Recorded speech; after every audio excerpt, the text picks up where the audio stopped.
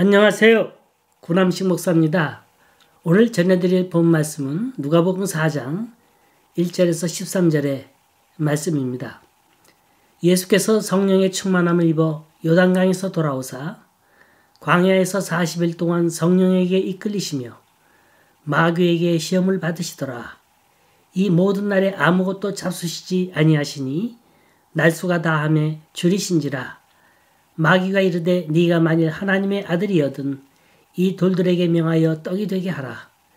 예수께서 대답하시되 기록된 바 사람이 떡으로만 살 것이 아니라 하였느니라. 마귀가 또 예수를 이끌고 올라가서 순식간에 천하 만국을 보이며 이르되 이 모든 권위와 그 영광을 내가 네게 주리라. 이것은 내게 넘겨준 것이므로 내가 원하는 자에게 주노라. 그러므로 네가 만일 내게 절하면 다 네 것이 되리라. 예수께서 대답하여 이르시되 기록된 바 주 너희 하나님께 경배하고 다만 그를 섬기라 하였느니라. 또 이끌고 예루살렘으로 가서 성전 꼭대기에 세우고 이르되 네가 만일 하나님의 아들이여든 여기서 뛰어내리라. 기록하였으되 하나님이 너를 위하여 그 사자들을 명하사 너를 지키게 하시리라 하였고 또한 그들이 손으로 너를 받들어 네 발이 돌에 부딪히지 않게 하시리라 하였느니라. 예수께서 대답하여 이르시되 주 너희 하나님을 시험하지 말라 하였느니라. 마귀가 모든 시험을 다 한 후에 얼마 동안 떠나니라. 지난 수요일, 즉 재수요일, 애쉬 웬즈데이를 시작으로 사순절 고난주간이 시작됐습니다. 우리가 예수를 믿고 따른다고 하면서도 예수님의 고난의 행적을 자세히 살펴본 일은 드문 것 같아요. 그래서 앞으로 부활주일을 맞기 전인 6주 동안 시리즈로 예수님은 어떻게 공생애를 시작하셨으며 어떻게 십자가에 죽으셨고 부활하셨는지 집중 재조명해 보려고 합니다. 오늘은 그 첫 번째 시간으로 예수님께서 광야에서 시험받으신 사건입니다. 이해를 돕기 위해서 예수님의 사역을 인정하는 청문회를 여는 거예요. 여기서 수많은 비디오 카메라가 돌아가고 있습니다. 전 세계 인구가 지금 TV 화면 앞에서 그걸 구경하고 있습니다. 자, 그 장소가 어디라고요? 광야입니다. 성령이 예수님을 광야로 이끈 목적은 마귀에게 시험을 받도록 하기 위함이었어요. 광야는 마귀에 의한 시험의 장소예요. 이 광야라고 하는 청문회장에 들어가면 여러 가지 신상털기와 모욕적인 질문들이 터져 나오겠죠? 이걸 무시하고 도중에 낙마한다면 세상 사람들은 그걸 웃음거리로 만들어버립니다. 그것도 못 해냈다고. 맷집도 없다고. 아무튼 광야는 예수께서 본격적인 사역을 하시기 위해서 필연적으로 통과해야 할 관문이었어요. 주님은 단단한 각오를 하시고 자그만치 40일을 금식하셨습니다. 이 금식이 얼마나 심각한 건지 세 가지 측면으로 설명해 보겠습니다. 첫째, 이건 인간의 한계를 넘어선 시간을 의미하는 겁니다. 예수님의 금식은 인간의 한계를 초월하는 거였어요. 둘째, 예수께서는 낮과 밤으로 금식하셨습니다. 이건 예수의 금식이 얼마나 철저한 거였는지를 보여주는 거예요. 결국 예수는 이런 금식으로 말미암아 줄이셨다. 이렇게 기록하고 있습니다. 이 말은 그만큼 체력이 완전히 소진한 상태에 들어갔다는 거예요. 세 번째, 예수님의 시험은 평상시에 찾아온 게 아닙니다. 예수 그리스도는 정상적인 상태에서 시험을 받으신 게 아니라 기진맥진한 비정상적인 상태에서 시험을 받으신 겁니다. 그러니까 모든 시험을 본능적으로 대할 수밖에 없는 그런 상태였다는 거예요. 이 본능 얘기가 나왔으니 하는 말인데 살아있는 생물들은 다 생존하기 위한 본능이 있습니다. 그런데 본능에 충실하다 보면 사탄이 건네는 덫에 나도 모르게 걸려들고 마는 겁니다. 탈무드에 보면 이런 말이 나와요. 어느 오후 시골 마을에 진귀한 광경이 벌어졌습니다. 한 사람이 앞서서 걷고 있는데 신기하게도 돼지떼가 그 사람 뒤를 졸졸 쫓아가는 거예요. 개나 양도 아니고 돼지가 떼를 지어서 사람을 쫓아가다니. 이건 상상도 할 수 없는 일입니다. 그래서 그 광경을 이상하게 생각한 호기심 많은 한 사람이 그 뒤를 따라가 본 거예요. 그랬더니 돼지떼가 따라간 곳은 다름 아닌 도살장이었어요. 물론 떼를 지어갔던 그 돼지들은 모두 도살장에 들어가 죽임을 당하고 말았죠. 그 이유가 뭐겠어요? 바구니 속에 들어있는 한 줌의 콩이었어요. 이 콩을 걸어가면서 떨어뜨리는 거예요. 이 미련한 돼지들은 자신들이 어디로 가고 있는지도 모른 채 땅에 떨어져 있는 콩을 주워 먹으려고 줄줄이 따라오더라는 겁니다. 아주 순순히. 우린 혹시 돼지처럼 눈앞에 보이는 이익과 찰나적인 향락만 쫓다가 멸망을 자초하고 있지는 않습니까? 지금 내가 어디로 가고 있는지도 모른 채 흥청망청 세상 한가운데로 이끌려가고 있지는 않나요? 한편 우리 주변을 살펴보세요. 사탄이 뿌려놓은 아름다운 콩들이 여기저기 흩어져 있는 게 보이질 않습니까? 이 사탄이 예수님께도 그 콩을 내밀었다는 걸 아시나요? 향긋하고 매혹적인 콩을. 그리고 이 모든 걸 내게 주리라고 달콤하게 속삭였다는 걸. 그러나 우리 주님의 반응은 단호했습니다. 주 너희 하나님께 경배하고 다만 그를 섬겨라. 콩을 내밀었던 사탄의 손이 머쓱해버리는 순간입니다. 얼마나 통쾌한 순간입니까? 우린 가끔 사탄으로부터 달콤한 콩의 유혹을 받을 때가 있어요. 그때 눈을 들어 그가 누군지 바라봐야 합니다. 그리고 지금 걷고 있는 이 길이 어딜 향하고 있는지 걸음 멈추고 깊이 생각해 보시기 바랍니다. 자, 사탄이 예수님께 제의한 유혹이 뭔가 보세요. 첫 번째 시험이 뭐라고요? 네가 하나님의 아들이여든 이 돌들에 명하여 떡덩이가 되게 하라. 누가복음이 지닌 별명이 있죠? 무슨 복음이요? 인자복음입니다. 당신이 진정 하나님의 아들이거든 이 돌들을 명해서 떡덩어리가 되게 하라는 거예요. 여기서 강조하는 게 하나님의 아들입니다. 사탄이 왜 이런 제안을 해왔을까요? 이 제안 속에 숨겨진 사탄의 음모는 뭘까요? 사탄의 싸움은 단순하게 한번 해보는 싸움이 아니었어요. 예수님이 메시아로 승리하면 자기는 망하는 거예요. 자기가 승리하면 예수님을 망하게 하는 그런 사생결단을 건 싸움입니다. 사탄은 지금 어떻게 해서든지 예수님으로 하여금 메시아로서 실패하게 하려는 시도인 거예요. 창세기에 보면 인류의 조상 아담, 하와 부부에게도 세 가지 유혹이 있었어요. 여자가 그 나무를 본즉 먹음직도 하고 보암직도 하고 지혜롭게 할 만큼 탐스럽게도 한 나무인지라 여자가 그 열매를 따먹고 자기와 함께 있는 남자에게도 주매 그도 먹은지라. 자, 여기 먹음직한 것과 보암직한 것 그리고 지혜롭게 할 만큼 탐스러운 것 이 세 가지 유혹을 요한일서 기자는 뭐라 표현했냐면 육신의 정욕과 안목의 정욕과 이생의 자랑이라 그랬어요. 예수님께서 마귀에게 시험 받으실 때 마귀는 빵의 문제, 곧 경제의 문제로 시험을 시작했습니다. 육신의 정욕이죠. 자, 사탄이 찾아와서 뭐라 유혹합니까? 내가 만일 하나님의 아들이거든 이 돌들에게 명하여 떡이 되게 하라. 이스라엘 땅은 제주도처럼 유달리 돌이 많다 그래요. 그 많은 돌들을 떡이 되게 하라는 마귀의 주문은 가능하다면 얼마든지 실제적이고 현실적인 요구가 될 수 있습니다. 그때 예수님의 상황은 40일을 금식하고 난 후에요. 그렇지 않아도 돌들이 떡으로 보일 만큼 굶주려 있을 때입니다. 만일 마귀의 말을 따라 예수님께서 돌들로 떡을 만들었다면 아마 세계 식량 문제는 해결됐을지는 모릅니다. 그러나 예수님은 그렇게 하시지 않았어요. 신명기 8장의 말씀을 인용하여 말씀하신 겁니다. 예수께서 대답하시되 기록된 바 사람이 떡으로만 살 것이 아니라 하나님의 입으로 나오는 말씀으로 살 것이니라. 누가 그러대요? 신앙이란 다 먹고 살자고 하는 수단 아니냐. 여러분도 그렇게 생각하십니까? 먹고 살기 위해서 예배드리고 교회 다니는 건가요? 그럼 뭔가 잘못 믿는 거예요. 이 먹는다는 거 인간의 가장 기본적인 본능입니다. 그런데 보세요.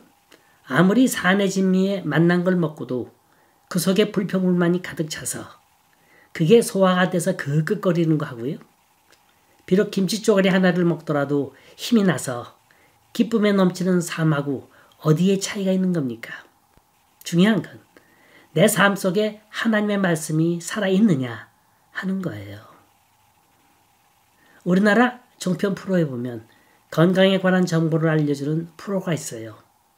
각 분야의 전문 의사가 나와서 무슨 음식은 어디에 좋고 무슨 음식은 어디에 나쁘고 설명을 합니다. 그러면 그 자리에 참여한 주부들이 열심히 노트를 꺼내들고 적어요. 다 가족들의 건강을 염려해서 그런 걸 겁니다. 그런데 이걸 아시나요? 육신의 건강을 지배하는 게 정신적 건강이고 정신의 건강을 지배하는 게 영적 건강이라는데요. 이 영적 건강이 무너지면 모든 삶이 하루아침에 무너진다는 걸 아십니까? 어느 집 식탁에 가보니까 약병들이 질비하게 놓여있더라고요. 혈압약, 당뇨약, 콜레스테롤 약, 기타 등등의 약. 이런 약들을 하루에 2번 혹은 3번 정성스럽게 찾아 드시는 것도 좋겠습니다만 우리 영혼의 건강도 신경 써야 되지 않겠어요? 여기엔 무슨 약을 먹어야 합니까? 신약과 구약이에요. 성경을 펼치세요. 우리가 매일 밥을 먹어야 살듯이 신구약 성경은 우리 영혼의 양식입니다. 마귀의 순간적인 충동에 넘어가지 않으려면 겸손하게 하나님 말씀 붙들고 기도해야 합니다. 그럴 때 우린 마귀의 시험을 물리치고 승리하는 믿음을 가지게 될 겁니다. 자, 2번째 시험은 내게 절하라. 그러면 다 내 것이 되리라는 거예요. 사탄은 다시 예수님을 산으로 데리고 갔습니다. 거기서 순식간에 천하만국을 보이며 이렇게 말합니다. 이 모든 권세와 영광을 내가 네게 주리라. 이것은 내게 넘겨준 것이므로 나의 원하는 자에게 주노라. 그러나 네가 만일 내게 절하면 다 내 것이 되리라. 이런 무리한 놈이 어디 있어요? 이 세상 모든 권세와 영광이 다 자기 거래요. 자기에게 절하기만 하면 모든 부귀 권세 다 주겠대요. 나에게 절만 하라는 거예요. 이 절하라는 말은 나하고 타협하자는 거예요. 그럼 예수님이 고난당하실 일도 없고 십자가 지실 일도 없는 겁니다. 이 세상 구석구석을 보면 참으로 종교를 빙자해서 편하게 사는 사람, 세상 권세 누리는 사람 많습니다. 남미에 가면 종교 지도자들이 마약과 결탁되어 있다고 합니다. 멀리 볼 필요 없어요. 한국교회를 보세요. 그까지 교단 총회장이 뭐라고 수억의 돈을 뿌리며 선거에 나섭니다. 그 부패한 현장을 제 입으로 말할 수가 없어요. 아주 지저분해요. 창피합니다. 도대체 그 돈이 다 어디서 나오는 돈이겠어요? 모두가 다 성도들의 피땀 어린 헌금으로 이루어진 것 아닙니까? 오늘날 이 땅의 그리스도인들은 바른 의식을 가져야 합니다. 사탄과 결탁하여 사는 길이 빠른 길이 될지는 모릅니다. 그러나 궁극적으로는 그게 철저히 패망하는 길이라는 거예요. 교회가 성장한다는 것, 부흥한다는 것 좋죠. 허나 이게 영적인 부흥이 되어야지 세상적인 부흥이 돼서는 안 되는 겁니다. 사탄이 쓰는 방법은 세상적인 방법이에요. 겉으론 성장하는 것처럼 보일지는 모르지만 결국은 교회가 교회되기를 포기하는 겁니다. 사탄은 예수님께 내게 절하라.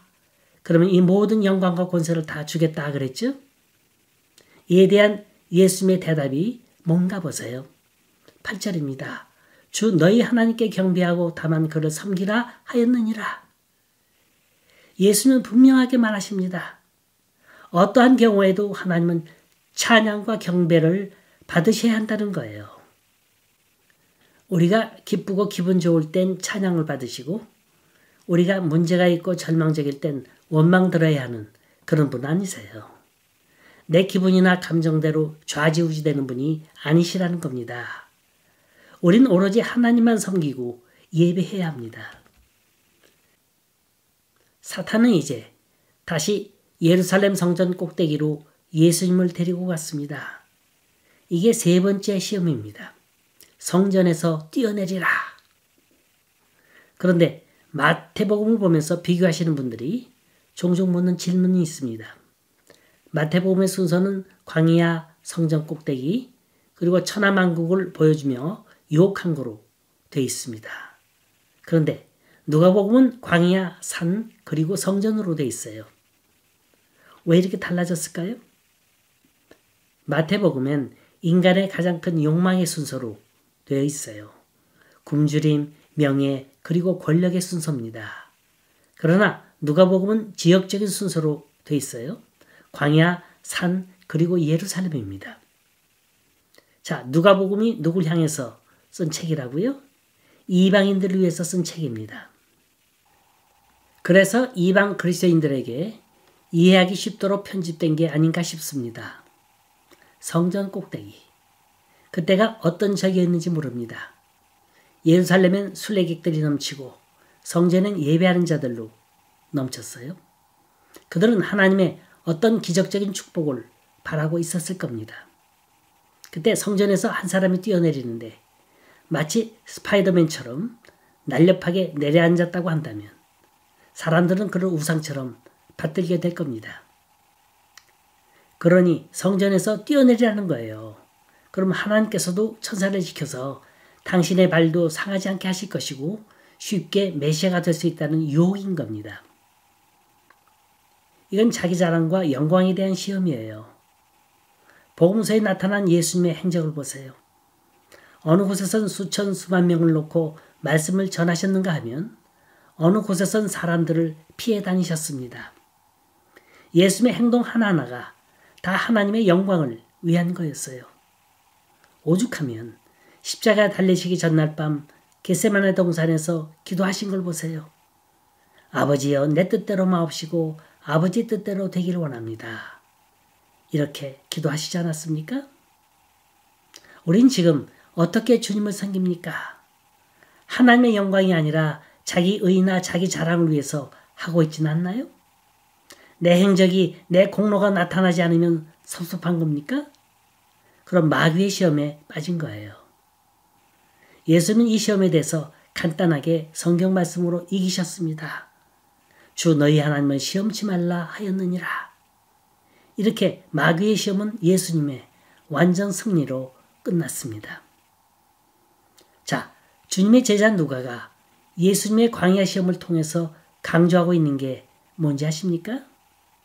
예수님은 하나님의 아들이라는 거예요. 여기 사탄이 제시한 세 가지 질문에서 예수님이 대답하신 내용들을 자세히 살펴보세요.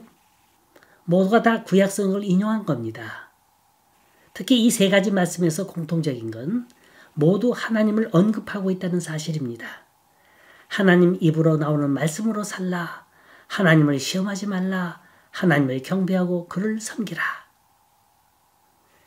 예수님께서 하나님의 아들임을 증거하는 길은 능력을 행하는 데 있는 게 아니고 하나님을 말하는 데 있다는 걸 믿으시기 바랍니다. 무슨 말인지 아세요? 주어가 내가 아니에요. 하나님이에요. 예를 들어 기도하는 가운데 소경이 눈을 떴어요. 안진뱅이가 일어났어요. 그럼 이건 내가 한 게 아니에요. 성령께서 주님께서 행한 거란 말입니다. 고로 주님을 따라가는 길은 꽃길이 아니에요. 고난의 길인 겁니다. 예수님의 이런 결단이 있던 때부터 주님이 가시는 길은 고난의 길로 예정돼 있었어요. 왜냐? 절대로 사탄의 요구에 타협하지 않으셨기 때문에. 그래서 당시 주님을 따르던 수많은 제자들은 주님이 가시던 그 고난의 길을 웃으면서 감사하면서 갈 수 있었던 겁니다. 당시 로마 제국의 기독교 박해는 무시무시했어요. 666이라는 표시를 이마에 새기고 그들에게 절하기만 하면 되는 건데 그렇지 않았습니다. 타협하지 않았어요. 그래서 어떤 일이 벌어집니까? 그 수많은 믿음의 형제들은 화형에 처하기도 하고 원형극장에 끌려가 굶주린 사자들과 싸우면서 죽어갔습니다. 그래도 기독교 신자들이 굴하지 않는 이유는 예수님께서 광야에서 보여주신 그 모습인 겁니다. 사탄과 더불어 타협하지 아니하신 그 모습을 본 거예요. 그 모습을 본받아 초대교인들은 로마 정부의 비타협적인 태도로 맞섰던 겁니다. 이런 역사가 초대교회로 하여금 고난과 박해로부터 승리할 수 있었던 이유인 거예요. 사탄의 시험에 타협을 거절하신 예수님의 길은 참으로 어려운 길입니다. 그건 지루한 길이요, 희생이 요구되는 길입니다. 그러나 그 길만이 하나님께 충성하는 길이었기에 그 길을 택하여 순교의 길을 갔던 겁니다. 자, 우리가 경배하고 섬기할 분은 누구십니까? 사람은 떡으로만 사는 게 아니라 무엇으로 살아야 합니까? 이 모든 것 다 지나가지만 누구만이 영원히 거합니까? 하나님께서 우리에게 절대적인 순종을 요구하십니다. 우린 하나님 말씀에 순종하는 삶을 살고 있습니까? 앞으로 사순절 기간 동안 하나님 말씀 읽기를 생활화하고 묵상하며 주님께 순종하면서 모든 마귀의 시험을 말씀으로 대적하며 승리하는 삶 되시기를 간절히 소원합니다.